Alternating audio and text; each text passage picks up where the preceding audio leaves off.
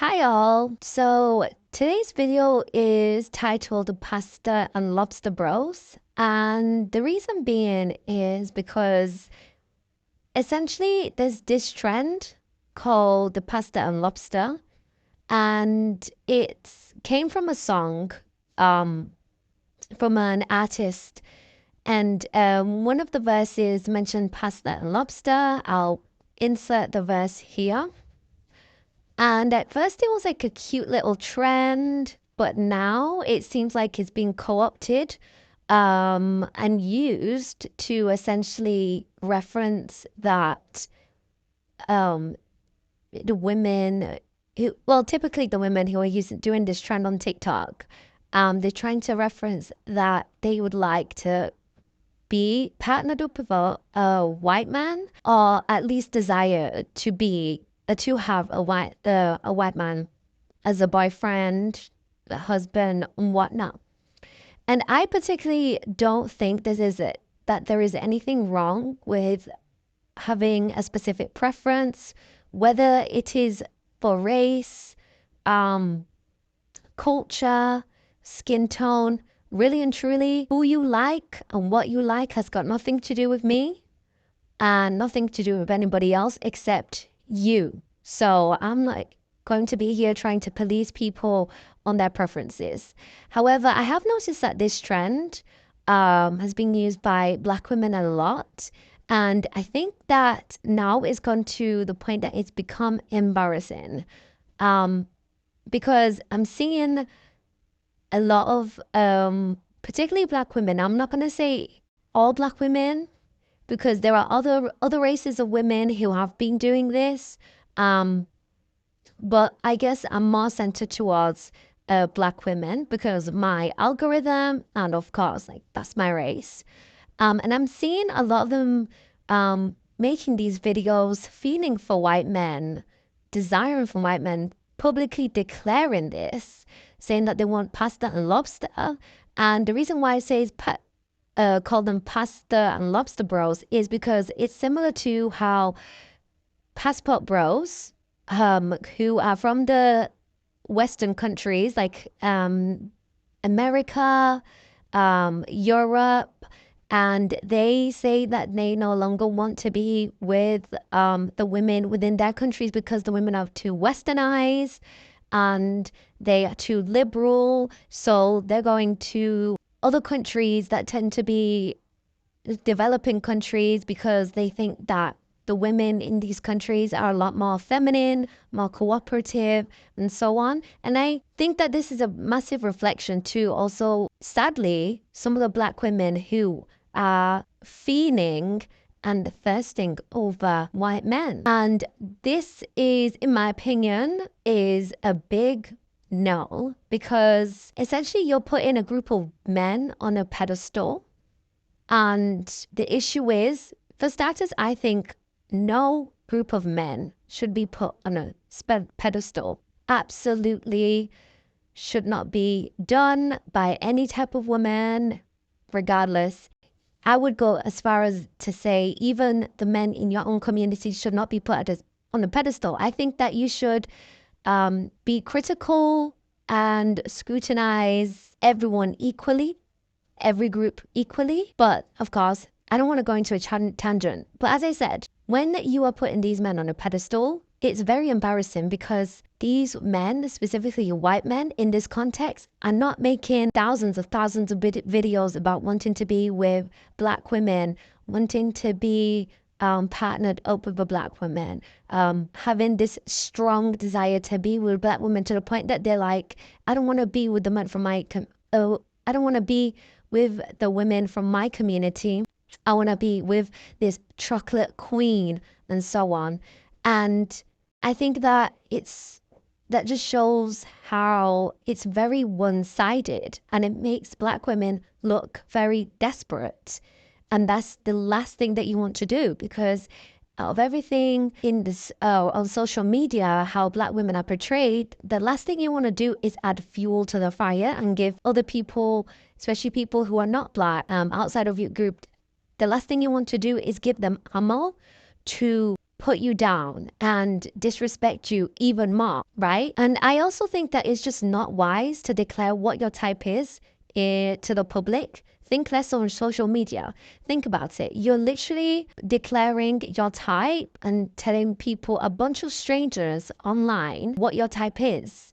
And usually no one should know this information because it's literally between you and yourself. Because what are a bunch of strangers going to be able to do with that information? And in general, in real life, most people don't just go on to declare their types to a random group of strangers. Like, imagine if you would just walk in and just mind your business, shopping, and then someone out of the blue just says, oh, I like this type of person and I want to get married to this type of person who looks like this. You think, hold on, this is very random. Like, why are you telling a bunch of strangers this information? Keep it to yourself. And that's why I ask the people who do take part in this trend, this pasta and lobsters trend, where they're essentially like thirsting for white men.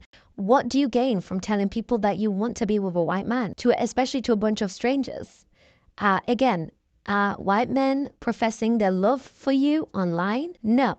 So if you're going to solely date a specific group of people, in my opinion, you should keep that to yourself and do it in silence, because declaring it again to the world shows that you're desperate, you're seeking attention, and ultimately you have low self-esteem, because it seems like you actually are not able to have access to this group that you really wish you could have access to, and you're declaring it to the world. So as a way to essentially say, hey, I'm available, come, ready to mingle, which again is very embarrassing. And I believe that in general, people who are making these type of videos, again, aren't actually, well, I can guarantee most of them aren't actually dating this specific group of men, because majority of people in real life, in the real world, mate and marry with people from their own community.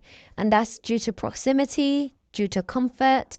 It's really just about how we have gone through evolution. Self-preservation is one of those aspects within humans that is extremely key to our survival, hence why people just tend to stick to their own. So there is no way all these thousands of women who are making these videos are in a relationship or partnered up with the men from that specific community, specifically white men. So my rule of thumb to all Black women, especially if you are dark skinned, because again, our image is very, very important and our representation, is to not put any group of men on a pedestal, including your own. Every community has their issues. Every racial group, all the little mini groups within a racial group have their own issues, because again, we are all humans. We aren't perfect. So there's no point in putting someone on a pedestal who also has potentially the same issues that you're going through, or completely different set of issues that you cannot relate to at all. When it comes to dating and marriage, you should be vetting men extensively to the point that, you know, you are being, I wouldn't say critical in a bad way, but in a positive way, where you are incredibly careful in giving access, in giving them access to your space, your body, and just your whole persona. And at the end of the day, a man is a man and will always be a man. So look at the individual in front of you and see them for who they are, not their race, because really and truly, their race isn't really going to tell you much about them. It's only going to tell you, I guess, not even 1% about the actual individual. And I also want to preface this by saying that I understand the things that Black women have gone through, you know, different communities, and how a lot of the hatred that they've been receiving over the past decades online from men from their own community has most likely led to this. However, I think that we also have the resources, and we also need to have honest conversations about how we are online, how we are in real life, and be realistic and not to get ahead of ourselves and find other ways of coping with the backlash that that Black women have received over the past years. And there's also this whole notion that the men from that specific community are a lot more chivalrous and a lot more better at taking care of women and providers. And for some cases, that may be the case, but the general rule isn't, in my opinion, that isn't true. And I think that is because it all boils down to the person's individual nature and also their culture. A lot of the things that people tend to miss specifically is culture. They don't understand that it's incredibly useless to just think just because someone is of a particular race, they're just going to be automatically chivalrous and just amazing providers, and they're going to know exactly how to act like the man that you want them to be. Because again, race is a social construct. It is a pretty brand new aspect. The way that we understand race is pretty brand new, and it hasn't been widespread for a very long time, if we're being honest. So culture, the person could be of a particular race, but they may not be the same. Or they may not be. Actually, they're highly and most likely not the same in any way with somebody else who is from the same race as them. Because again, why? Their culture may be different. And so culture is a lot more important in these type of conversations, and that's what a lot of the women are missing here. So don't just go by the positive generalizations nor the negative generalizations of the man's community. I would say again, look at the culture and then look at the individual too. And if those match up with what you're looking for, great. But don't go declaring to the whole wide entire world that this type of man and from this type of race is your type. There is no need. They're not. Most likely that man from that type of race that you want is most likely not doing the same for you. And that's all I have to say today.